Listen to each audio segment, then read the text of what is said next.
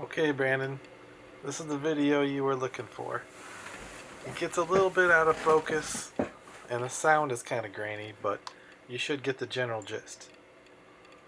So the first thing I'm going to do after I get my thread attached to the hook the way I want it, is I'm going to use some Wonder Wax to dub a little bit of dubbing onto the thread, and I'm just going to make a tiny little ball of dubbing right at the bend of the hook. And the reason for that is when I tie my tail on, I want to divide the tail so that's just like a mayfly tail. So I'll tie half of the tail on one side of the dubbing ball and then the other half of the tail on the other side of the dubbing ball. So just a tiny little bit to start the fly. And then I'm going to go find some decently long hackle fibers. And I'm going to take about 4 or 5 of those. And I'm going to tie one group end on one side of the fly. I know you can't really see what I'm doing there because my hands are in the way, but you kind of get the idea, and you'll see the finished product. And I'm going to take another group of haggle, like about 5 fibers, and I'm going to tie that in on the other side of the fly.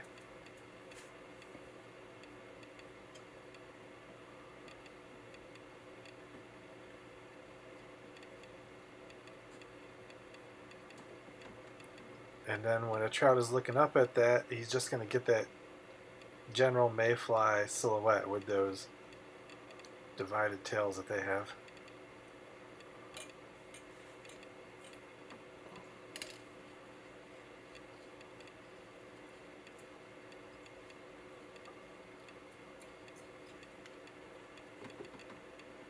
And after I trim the ends off from tying that on, I'm going to bring my thread up about 3/4 of the way to the eye of the hook and get it in position to tie the wings in place.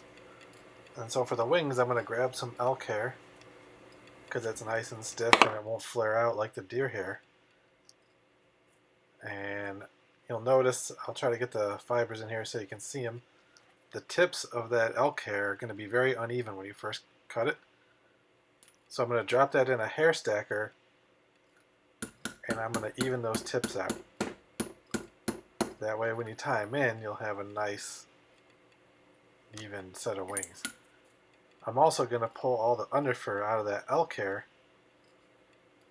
so it's a lot less bulky and you can actually secure it to the hook better. So I'm going to throw a loose loop of thread over that elk hair and then pull it tight against the hook.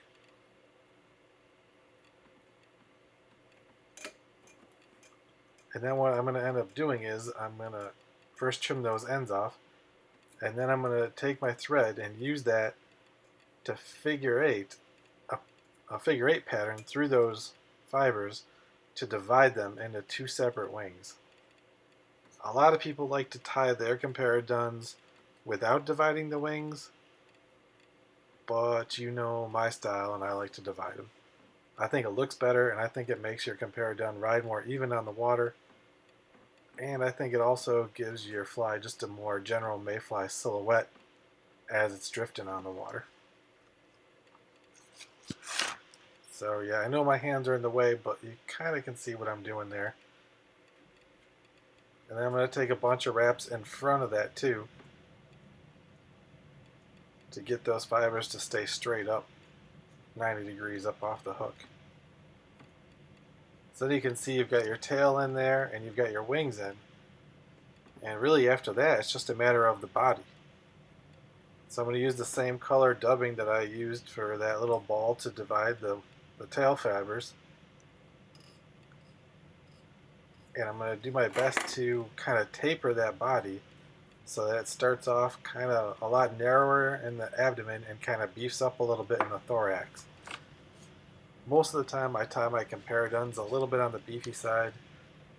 Sometimes when I want to go really small, I'll kind of deliberately make them so that the body's a lot more narrow.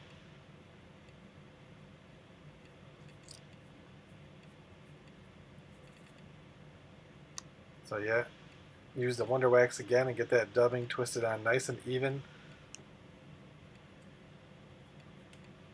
And I'll start right in front of the tail. And I'll work my way up towards those wings. And when I get to the wings, again, I'm going to figure eight my way through the wings.